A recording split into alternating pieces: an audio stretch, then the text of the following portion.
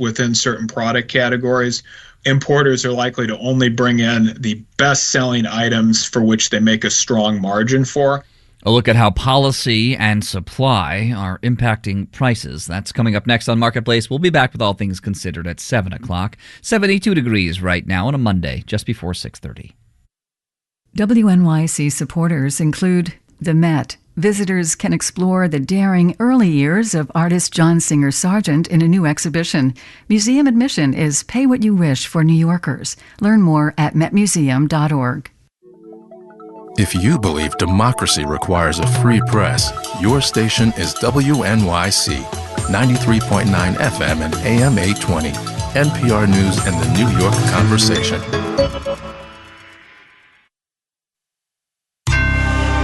Marketplace is supported by Dana-Farber Cancer Institute, working to treat previously untreatable cancers through protein degradation, which can target cancer-causing proteins and destroy them. danafarber.org/everywhere.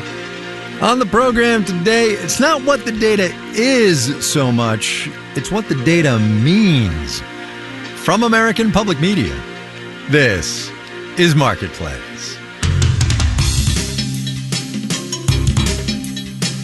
Marketplace is supported by Progressive Insurance. Progressive is currently looking for individuals in a variety of career fields who are interested in building a career and joining an inclusive and unique culture. More information, including application, at progressive.com/careers.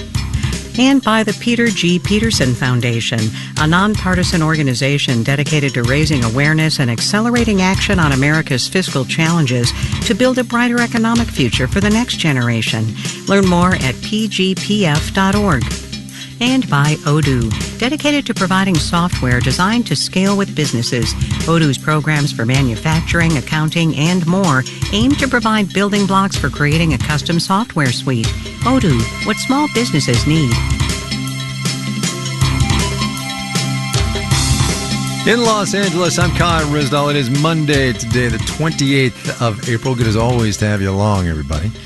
We are starting to get to the point where we're going to get a better sense of the damage that President Trump's trade policies are doing to this economy. Remember, a whole lot of data lags. So we're going to get some pre-tariff information this week. The March trade balance, an update on gross domestic product, and PCE, the Personal Consumption Expenditures Price Index, as all y'all know by now, the Federal Reserve's preferred measure of inflation.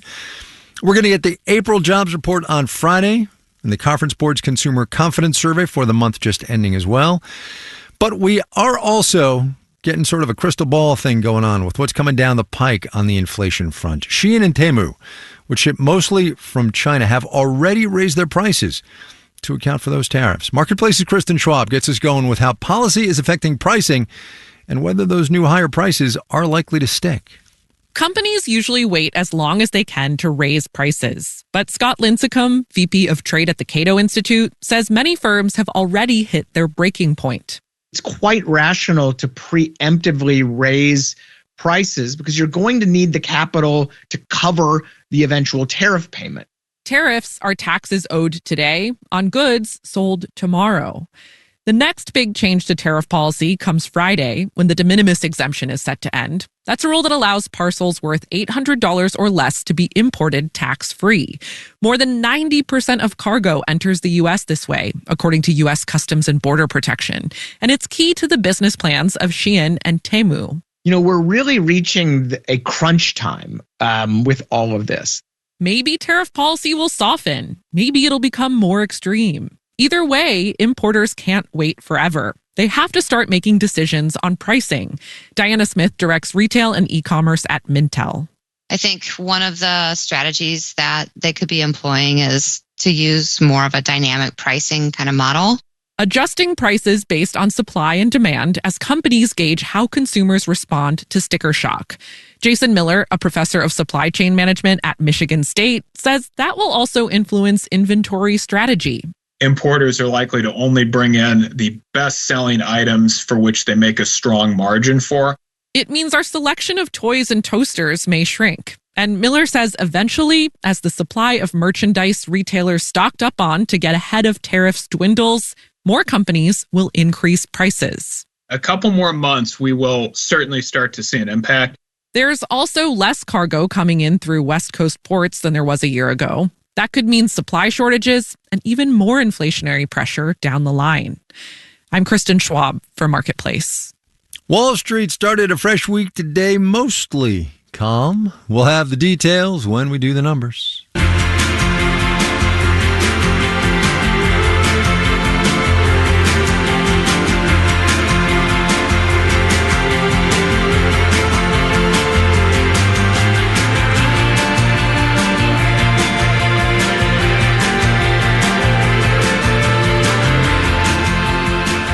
The reality of tariffs is that there ain't no getting away from them. Not for consumers, because if you're buying something that's imported into this economy these days, you are going to wind up paying more. And not for businesses, which have to figure out whether and how much of the tariff to pass along to said consumers. But there are, give or take, 300 places in the United States where businesses can park their imports and temporarily not get hit with tariffs while they figure out what to do about the tariffs. Marketplace's Sabri Benishore has today's tariff economy primer about foreign trade zones. Back during the Great Depression, Congress allowed the creation of little magical kingdoms where tariffs didn't apply. People can bring things into a foreign trade zone, import them in from all over the world with no duties paid at the moment. Jeff Toffel is president of the National Association of Foreign Trade Zones. Congress created these tariff sanctuaries because the U.S. then, as now, was behind a wall of tariffs. The Smoot-Hawley tariffs, some of them as high as 53%. And during those times, very similar to what we see right now, tariffs were making it difficult for U.S. businesses to compete on the global market. So Congress wanted to cut businesses a break. But there were some catches. Once the goods leave a foreign trade zone to go into the rest of the U.S., their tariffs do have to be paid. Think of it like a waiting room. Tim Huizinga is director of warehousing solutions for Trafix, a logistics company that also helps firms set up FTZs. There is no limit on how long you can store it for. So the deferral of those duties is really, really big for a business in terms of, managing their costs, cash flow. It used to be that a company could choose to wait out high tariffs and bring goods out when the rates might come down. But the Trump administration has ended that option. Tariffs are locked in now. The FTZs are, though, still giving companies needed time and flexibility. Porfirio Waters is president of TradeFlex Group, a customs broker and consultancy that helps companies set up and operate FTZs.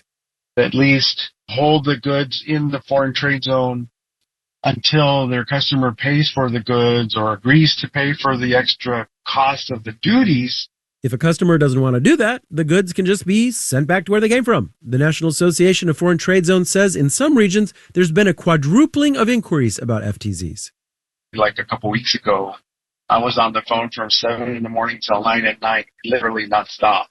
Some companies use foreign trade zones by kind of becoming one. They can get their factory certified as an FTZ. That way, they import parts tariff-free, then assemble them into some new thing, and then when the final product comes out, they pay a lower tariff or no tariff on it. And an automotive is very widely used because you can bring in different components, different raw materials that may have a higher duty rate than the finished good that is produced. So a high tariff on parts comes down to a low tariff on whole cars. But the Trump administration has also removed that option. Again, Jeff Toffel with the National Association of FTZs. The administration has inadvertently pulled the rug out from these companies. There's over 500,000 U.S. workers that work in these zones.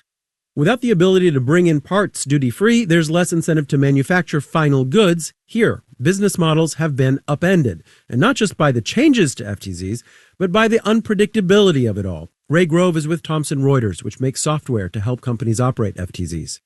This is something that's impacting our customers across the board, regardless whether they're in oil and petrol, pharmaceuticals, vehicle parts, consumer electronics, vehicles, chemicals, you name it. Foreign trade zones can help with tariffs. They can't do anything for uncertainty. In New York, I'm Sabri Benishore for Marketplace.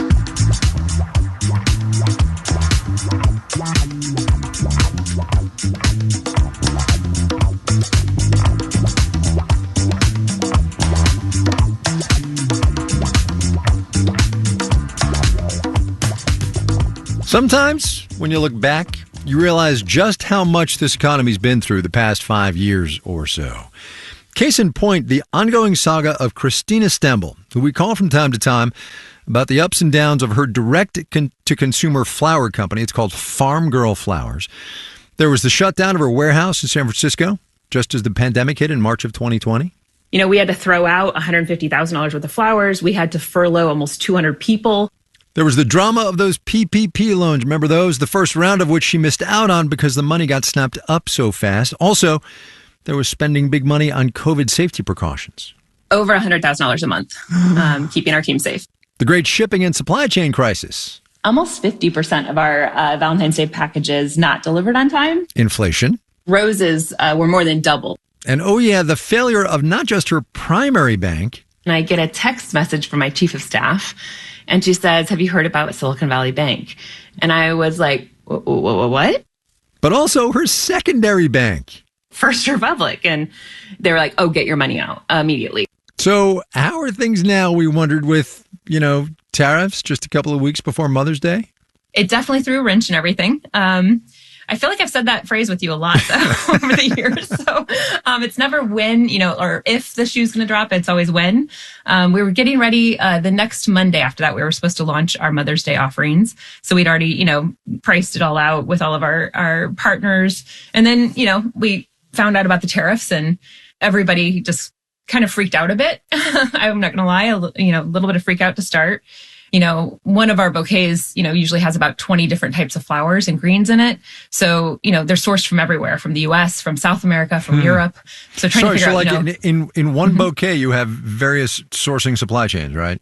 Absolutely. So, at first it was 25% from Europe and 10% from South America. And, then it's like, okay, well, which products can we sub, or, how much is going to go up from this partner and this partner? So it was a lot of spreadsheeting and trying to figure things out and then getting on the phone with every vendor to figure out what it was going to look like. We have talked a lot, you and I, about the trials and tribulations of the logistics of your business. And I can't imagine how much, you just described it for me, but it's incomprehensibly more complicated now because of what the president is doing. Absolutely. It's, and I wrote a letter to all of our customers and followers about it. And, I was really trying hard not to get political about it because that's the first way to get people to just turn off their ears, especially because, when I started, you'll remember, when we talked way back when, we were only sourcing American grown flowers. And, I really believed in this. I grew up on a farm in northern Indiana. I tried the only American flowers and we ran out of flowers and we had to start sourcing internationally. I tried to do only American manufacturing. We made everything in-house from our, 40,000 square foot warehouse in San Francisco. Right. We made no profit. So, I had to try a different way. And so it is a bit scary to me to see how we think that it's going to bring manufacturing back. When I tried that and I couldn't go back to that. There's no way I could go back to that. You and I have spoken, 6-8 times over the last, 8-ish years. I'm making that up. We could go back in the archives. But the point is, almost every time that you and I talk, you have a relentless optimism and hope. And granted, we're talking on a phone line and you and I have never met in person, but you sound a hair more, not downbeat, not defeated, but there's sorry about this pun that's about to come. The bloom is maybe off the rose. Oh, that's interesting because I actually feel the opposite. I think in the past. Good. Yeah. I think right now I have a lot of assurance because I've, had to pick up the pieces so many times that I know that we can get through it. I just know it's going to be hard. Where in the past, there were so many times that I really didn't know if we were going to. And sadly, it means people's jobs. It means, cutting corners in ways that I don't want to cut corners. But I know we can get to the other side of it. So you probably are hearing a calmness about me that usually isn't there. I'm usually amped up on too much coffee. Fatigue, too, right? I'm probably hearing fatigue. Yeah, it's tiring. How much longer are you going to keep doing this? That's interesting. I think when I talked to you a couple of years ago, I was really determined to sell the company. That's what I built it for. I gave myself 10 years and then I gave myself 15 years. Even my passcodes on some of my computer things were like, what that date was going to be. And, always went past that date many times. Now I've completely changed my perspective. And I think that's also given me a bit of calmness because now I'm not building it to sell. I'm building it. I'll probably be doing this another 10 or 15 years at least.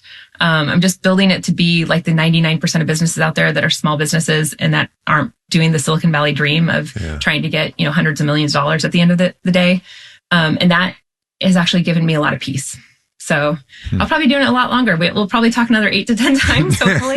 And there'll probably be at least 10 more shoes dropping. But I know we'll get to the other side of it. Mother's Day is coming up. Farm Girl Flowers. I'm just saying. Christina Stembel runs it. Christina, thanks a lot. I appreciate your time. Thank you, Kai.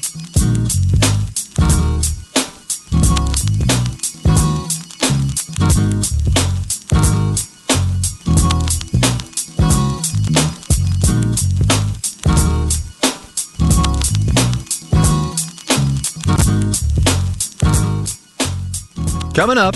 Broadway sales are up. Pedestrians can cross streets more easily. How taxing drivers is changing New York City. But first, let's do the numbers.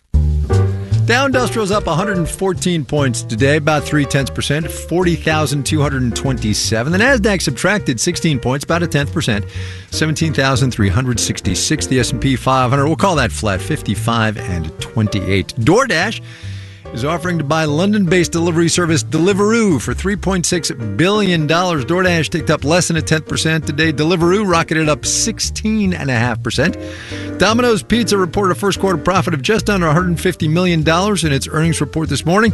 Shares served up 0.6%. Papa John's, ticker symbol PZZA, up 0.7%. Yum Brands, which operates Pizza Hut, delivered 0.3%. Bonds, basically flat. Yield on the 10-year T-note, 4.2%. You're listening to Marketplace. The Numbers is supported by Mercury, a fintech that offers banking, credit cards, and financial software. Marketplace is supported by Solidigm. Today's AI ambitions require a different approach to storage. Solidigm offers solid-state storage solutions optimized for AI with higher capacities, greater speed, and energy efficiency. StorageForAI.com. And by Certified Financial Planner Professionals. CFP professionals are committed to acting in their client's best interest. Learn more about CFP professionals at letsmakeaplan.org.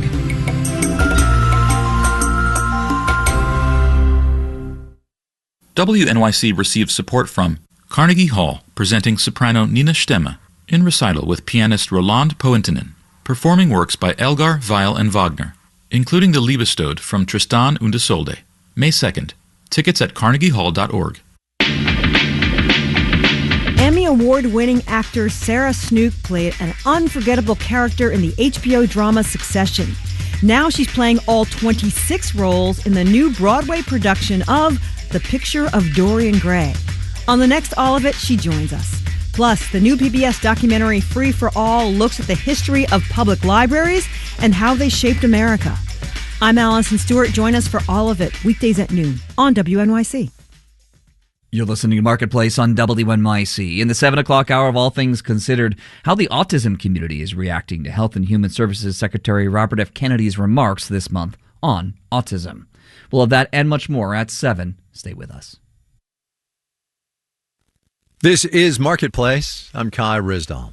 It's possible, barring late-breaking tariff news, that the economic through line of this week is going to be the labor market. By this time Friday, we're going to have a bit more clarity on what uncertainty is going to mean labor-wise, with new data about job openings, JOLTS, which comes out tomorrow, and the April unemployment report at the end of the week, as I said up at the top with Kristen Schwab.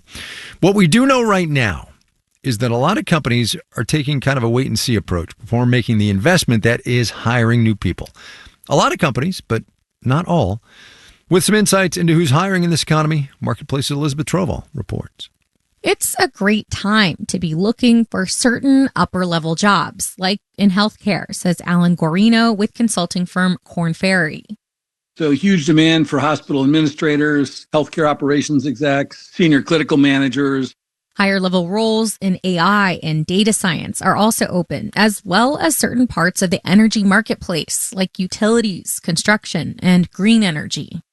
So renewable energy, modernizing infrastructure, government stimulus is driving, some of this. So you've got senior project managers, engineers, top execs. Employers are also looking to fill roles in finance and accounting, says Karen Warren with talent firm Robert Half. It's well documented that the employers we're seeing are still competing for specialized talent, in particular in finance, maybe at that senior accounting manager space. These are bright spots at a time when the hiring rate is low, according to Yelena Shaletsova, an economist with the Conference Board. Companies are extremely cautious about hiring new employees. And this situation is exacerbated by this extremely high level of uncertainty that we observe. That uncertainty is already showing up in compensation packages, says Jack Jones with the human resources firm Mercer. And I think employers are being more cautious, not only given the kind of economic uncertainty, wanting to be more conservative with their compensation and how they're hiring. But also, he says, it's a steadier labor market, so there's less of a need to hike up salaries for new hires. I'm Elizabeth Trovall for Marketplace. According to the Department of Agriculture, in the year 2024, American farmers exported $176 billion worth of agricultural goods. In the year 2025, it is not going to be near that much. The latest batch of export data from the USDA shows that in the week after the U.S.-China trade war really got going, overseas sales of American cotton and soybeans were down 50% over the week before. Sales of U.S. pork off 72%. President Trump has said, first of all, that there are going to be government payments to farmers affected by the trade policies that he put into action that shut those farmers out of foreign markets. But also he said U.S. farmers should just get ready to start selling their crops and livestock here. As Marketplace's Savannah Peters reports, it is not that simple. Picture, if you will, 12,000 metric tons of U.S. raised pork. That's the volume of orders canceled by Chinese customers in the first full week of the president's trade war. Yeah, we got to find a home for that pork. Carl Setzer with Consus Ag Consulting says China is a key destination for American meat, with no ready international substitutes. Setzer says we can count on U.S. consumers to eat up some of the surplus. Especially ahead of the U.S. grilling season. But we can't snap our fingers and make the whole population grill a rack of ribs every night. Long term, there's just not much room for the domestic market to grow. Then there are crops like U.S. cotton, some 85% of which is exported. We've developed to supply foreign markets. Primarily China, says John Robinson, an agricultural economist at Texas A&M. He says the infrastructure needed to process cotton into fabric doesn't really exist here. So American farmers would have to attract new international markets. If they're bales, they're going to move, but they'll have to move at lower prices. And most farm commodities have a shelf life. Peter Friedman with the Agriculture Transportation Coalition says manufacturers can pause production while they wait for clarity on tariffs. But a soybean crop or 100 head of cattle, they keep producing, they keep growing. So if China's not buying and domestic markets can't absorb the surplus, what happens to those crops and livestock? It's a darn good question. And one the ag sector is trying to figure out in real time. But if the U.S. and China don't reach a deal soon, Friedman says some crops could be destined for landfills. I'm Savannah Peters for Marketplace.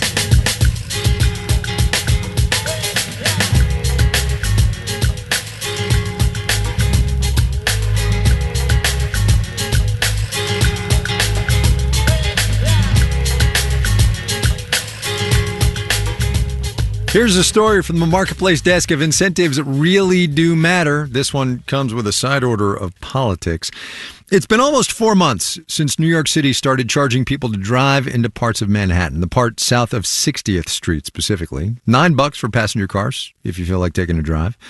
New York, both the state and the city, say the first congestion pricing program in this country is working, that it's reducing traffic and it's raising revenue for the city's transit system.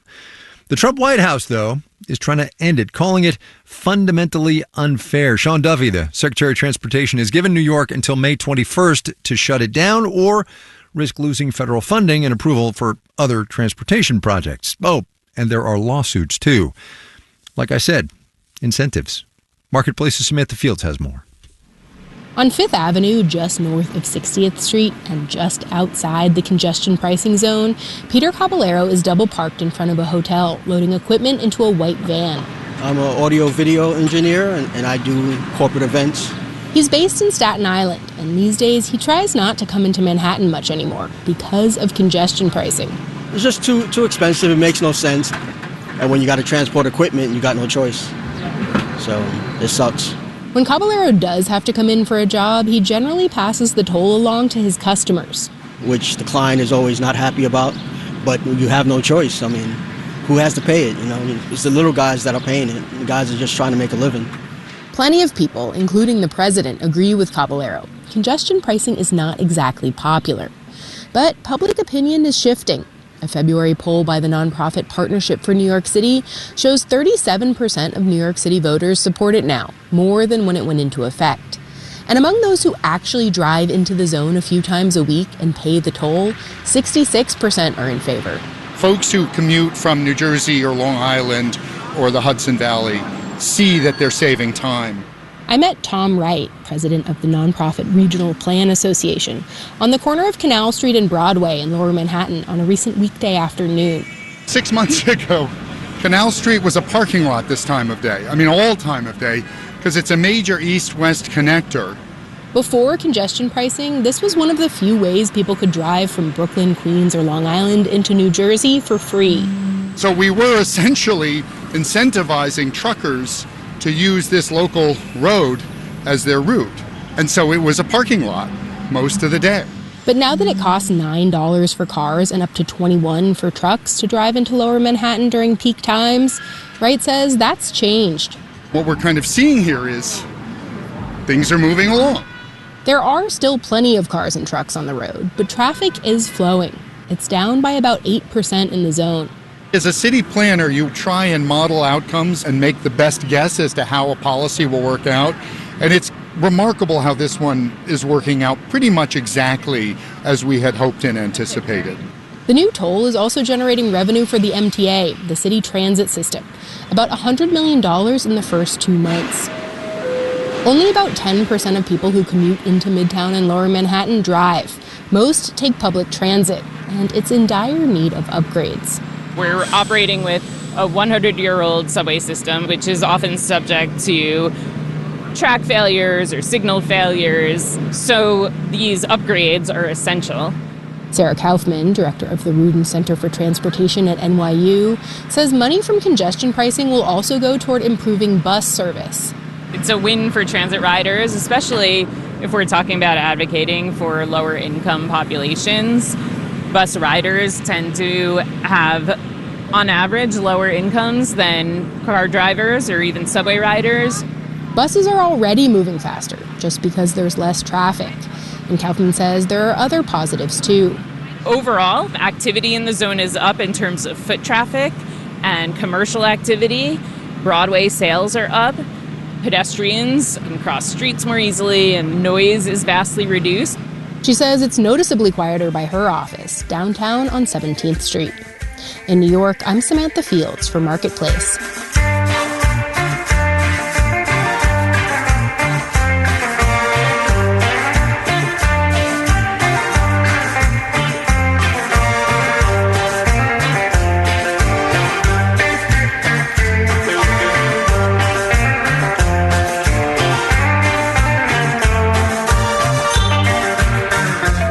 Marketplace is supported by LHH. LHH believes the right hire can transform business. With over 50 years of HR experience and tailored recruitment solutions, LHH connects employers with top talent, delivering impactful results. Learn more at lhh.com/beautiful. All right, we got to go. No time for a final today. Too much meat talking. Too much news. Our daily production team includes Andy Corbin, Nicholas Guillong, Maria Hollenhorst, Iru Ekpanobi, Sarah Leeson, Sean McHenry, and Sophia Terenzio. I'm Kai Risdall. We will see you tomorrow, everybody.